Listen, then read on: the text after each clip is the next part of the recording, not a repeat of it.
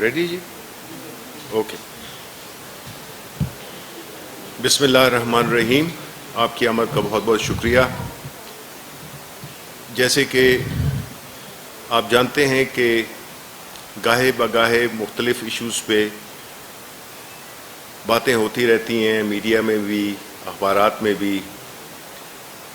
تو اچھی بات یہ ہے کہ ہمیں یہ ایک موقع فراہم کرتا ہے میڈیا، جس سے کہ ہم عوام تک جو حقیقت ہے، جو حکومت نے کیا ہے، جو حکومت نے نہیں کیا، یہ ساری باتیں عوام تک پہنچانا آپ کے ذریعے، یہ ہماری ذمہ داری بنتی ہے، ہماری جمہوری رسپانسبلٹی بھی ہے. اور ہم سمجھتے ہیں کہ جو بھی ایشوز اٹھائے جائیں کسی بھی پلیٹ فارم سے، حکومت کا فرض بنتا ہے کہ اس کو کلیریفائی کرے، اس کے بارے میں عوام کو حقیقت سے آگاہ کرے. ہم یہ بھی دیکھ رہے ہیں کہ کچھ ایشوز ایسے ہیں جیسے کہ LNG، جس پہ کہ مسلسل میڈیا میں پروگرامز ہو رہے ہیں. تو ہم چاہتے ہیں کہ اس ایشو کو آپ کی وساطت سے جو حقیقت ہے، جو ہونے جا رہا ہے، جو ہوا ہے، اس سے ہم عوام کو آگاہ کریں کہ ان کی حکومت کیا کر رہی ہے. بیکاز بینگ اے جمہوری حکومت ہمارا یہ فرض بنتا ہے کہ ہم جواب دہ ہیں. اور یہ اسی سلسلے میں یہ پریس کانفرنس ہے کہ ہم آپ کو جو LNG سیکٹر ہے اور جو پیٹرولیم سے ریلیٹڈ جو بھی اگر آپ کے سوالات ہوئے، تو منسٹر صاحب یہاں پہ بیٹھے ہوئے ہیں، تو میں ان سے ریکویسٹ کروں گا کہ جو LNG کے جو ایشوز ہیں جو ان دنوں میں اخبارات میں یا میڈیا پہ پروگرامز میں آ رہے ہیں، تو اس سلسلے میں وہ آپ کو آگاہ کریں. جی بہت شکریہ شبلی بھائی، اور آپ سب لوگوں کا آنے کا شکریہ.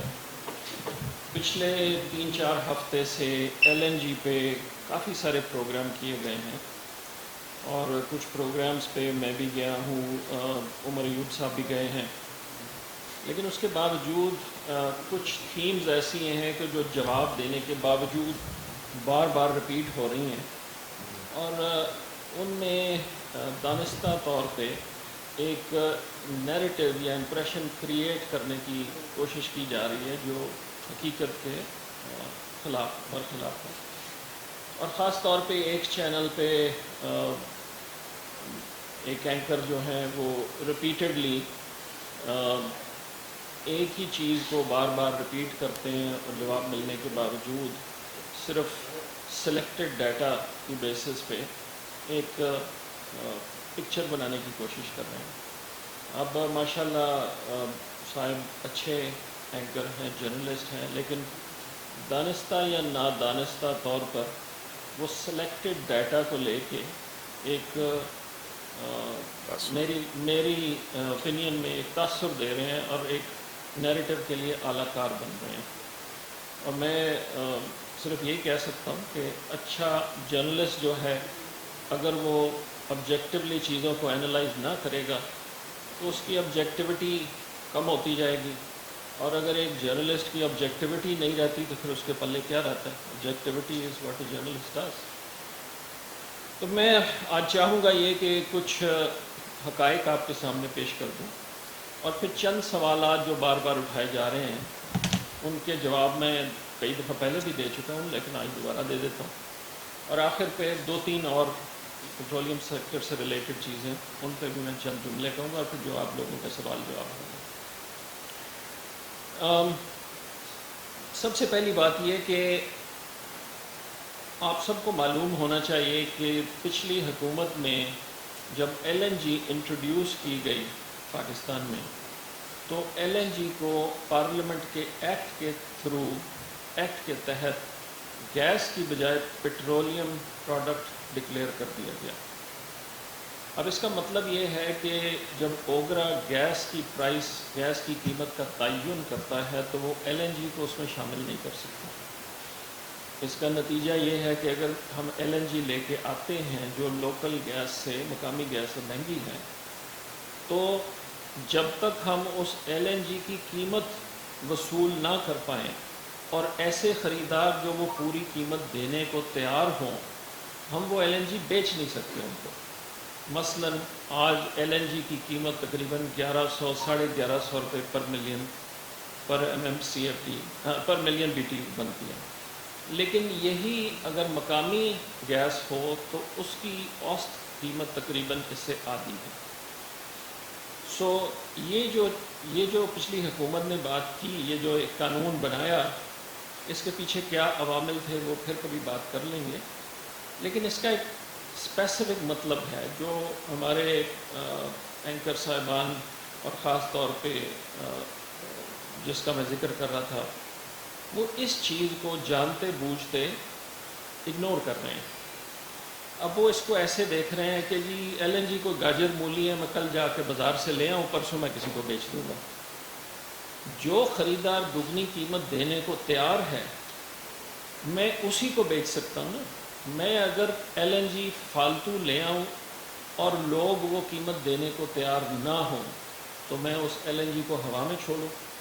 ایک کارگو ایک شپ ایل این جی کی $25 ملین کی، اگر میرے پاس کنفرمڈ آرڈر نہیں ہے ان لوگوں کے جو ایل این جی خریدنے کو تیار ہیں اور اس کی قیمت دینے کو تیار ہیں، تو میں ایل این جی لا کے کروں گا کیا اس کا؟ سو پہلی بات تو یہ جو ایک قانون بنایا پچھلی حکومت نے، اس کی آپ امپلیکیشن سمجھ لیں۔ دوسری بات یہ کہ پچھلی حکومت نے 800 ملین کیوبک فیٹ کے لانگ ٹرم کانٹریکٹ کر لیے۔ اب اس کا مطلب ہے کہ اگر میں نے کوئی ایل این جی آج خریدنی ہے تو جب تک میں پہلے وہ 800 بیچ نہیں لوں گا، میں اگر کوئی اور خریدتا ہوں جو اس 800 سے اوپر ہے تو میں پھر اس مخمسے میں ہوں کہ میں اس فالتو ایل این جی کا کیا کروں۔ سو میں آج آپ کو بتانا چاہتا ہوں کہ جب سے یہ حکومت آئی ہے ان 27 مہینوں میں ستمبر 2018 سے لے کے اس مہینے کے آخر تک، نومبر 2020 کے آخر تک 35 کارگو ہم نے اسپاٹ کے منگوائے ٹوٹل۔ لیکن میں آپ کو اس سے زیادہ امپورٹنٹ بات یہ بتانا چاہتا ہوں کہ ان 27 مہینوں میں 9 مہینے ایسے تھے کہ جہاں ہماری total sale L N G کی 800 یا 800 سے تھوڑا کم تھی۔ سو اگر میں فالتو ایل این جی لے آؤں تو میں ان 1/3 مہینوں میں کیا کروں اس ایل این جی کا؟ میں اس کو ہوا میں چھوڑوں، 1100 کی منگوا کے 150 روپے پہ بیچوں؟ میں کیا کروں اس کا؟ سرکولر ڈیٹ کریٹ کروں؟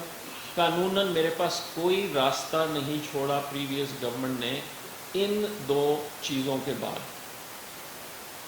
اب ان دونوں کو آپ تناظر میں رکھیں اور پھر ایک سوال کہا جاتا ہے کہ جی آپ نے نئے کانٹریکٹ کیوں نہیں سائن کیے، قیمتیں تو بہت گر گئی تھیں۔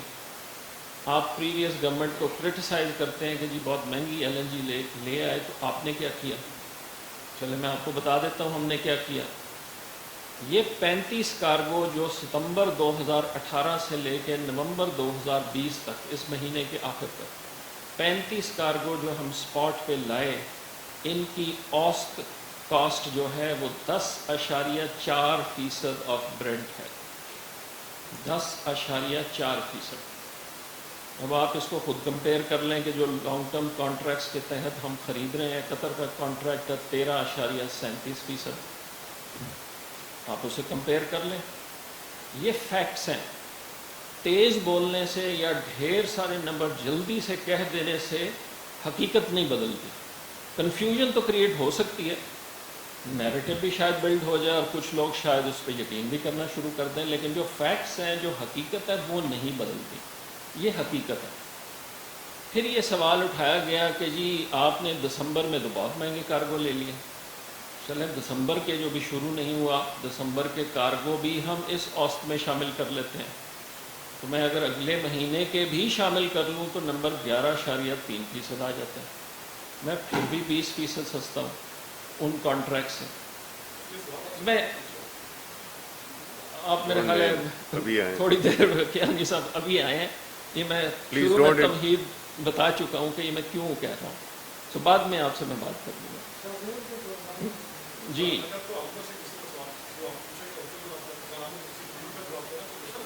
نہیں وہ بات نہیں، وہ بات نہیں، وہ نہیں ایسی میں بات نہیں ہے. دیکھیں ایک سیکنڈ نہیں خلیق نہیں ایک سیکنڈ جی ایک سیکنڈ میری دیکھیں خلیق میری بات سنیں. میں نے شاہ زیب کا نام نہیں لیا تھا. میں نے یہ کہا کہ کچھ سوال بار بار میڈیا میں اٹھائے جا رہے ہیں اور ان میں سے کچھ ایسی تھیمز ہیں جن کا میں جواب دینا چاہوں گا. میں نے یہ اسٹارٹ کیا. ٹھیک ہے, بھائی نے شاہ زیب کا نام لے لیا, لیکن مجھے 10 منٹ دے دیں, یہ ساری چیزیں میں ایکسپلین کر دوں, اس کے بعد جو جس کا سوال ہوگا میں اسے خوشی سے جواب دوں گا. ایسی کوئی بات نہیں, کیونکہ یہ سوال چلیں اگر ایک اینکر نے نہیں اٹھائے, پبلک نے کسی کو سنا ہے, پبلک بھی اٹھاتی ہے, اس لیے میں ان چیزوں کا جواب دینا چاہوں گا. پھر ایک سوال بہت کامنلی اٹھایا جاتا ہے کہ جی گرمیوں میں جب اتنی سستی تھی ایل این جی تو آپ نے ڈھیر ساری کیوں نہیں خریدی, اور یہ ایک بڑا کامن تھیم ہے. تو اس پہ ایک بڑا سمپل جواب ہے کہ اگر ہم یہ سمجھتے ہیں کہ گرمیوں میں جب قیمت 10% آف برنٹ چل رہی تھی تو ہمیں دسمبر کی بھی خرید لینی چاہیے تھی اور وہ ہمیں 10% آف برنٹ میں مل جاتی, تو یا تو ہم سمجھتے ہیں کہ بیچنے والے احمق ہیں کہ ان کو یہ معلوم نہیں کہ سردیوں میں قیمت بڑھ جاتی ہے, یا ہم اتنے ناسمجھ ہیں. آپ پچھلے 10 سال کا ڈیٹا اٹھا کے دیکھ لیں, ٹرینڈ ہمیشہ یہ ہوتا ہے کہ سال کے کچھ مہینوں میں قیمت کم ہوتی ہے, کچھ مہینوں میں قیمت زیادہ ہوتی ہے. That is the natural phenomena. So یہ کہنا کہ جی اس مہینے میں ایک مہینہ اٹھا لیں اور اس میں اتنے کی کیوں خریدی گئی, یہ مناسب نہیں ہے. It Mrs the entire context. اچھا جی, اس کے بعد 2-3 اور باتیں میں کہہ دوں جو اگین بار بار آتی ہیں کہ جی حکومت نے, پچھلی حکومت نے تو 2 ٹرمینل لگا دیے, فوراً لگا دیے. اس حکومت نے ابھی تک کوئی ٹرمینل نہیں لگایا. کیوں نہیں لگایا؟ چلیں یہ بھی بات کر لیتے ہیں. جو 2 ٹرمینلز لگے ان کی 100% کیپیسٹی گورنمنٹ نے گارنٹی کی ہوئی ہے, اور روزانہ کے تقریباً $500,000 روزانہ کا انہیں کیپیسٹی میں فکس پیمنٹ دینی پڑتی ہے, چاہے وہ چلیں یا نہ چلیں.